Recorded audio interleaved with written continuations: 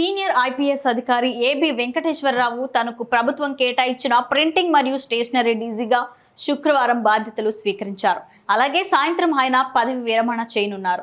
ఈ సందర్భంగా వెంకటేశ్వరరావు మీడియాతో మాట్లాడుతూ ప్రింటింగ్ మరియు స్టేషనరీ డీజీగా బాధ్యతలు స్వీకరించిన తర్వాత ఏబి వెంకటేశ్వరరావు మీడియాతో మాట్లాడారు.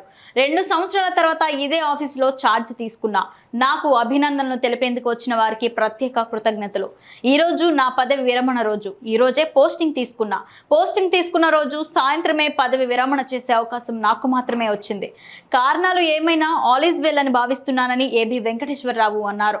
ప్రస్తుతానికి ఇంతవరకే మాట్లాడగలను. ప్రభుత్వ ఉద్యోగిగా వివాదాస్పద అంశాలు మాట్లాడలేను. ఇన్నాళ్ళు తోడుగా ఉండి ధైర్యం చెప్పిన శ్రేయోభిలాషులకు కృతజ్ఞతలు తెలుపుతున్నానని తెలిపారు.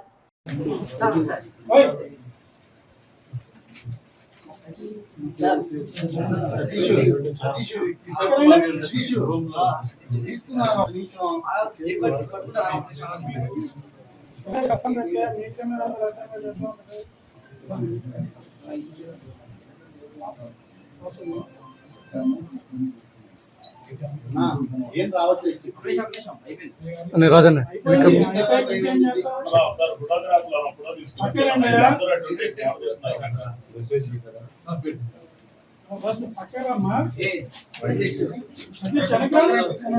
ఇవ్వడాన్ని మీరు ఎలా చూస్తారు? సంవత్సరాలుగా పోస్టింగ్ లేదు. ప్రభుత్వ ఉద్యోగంలో ఉన్నాను కాబట్టి ఎటువంటి కాంట్రవర్షియల్ ఇష్యూస్ మాట్లాడడం సరికాదు.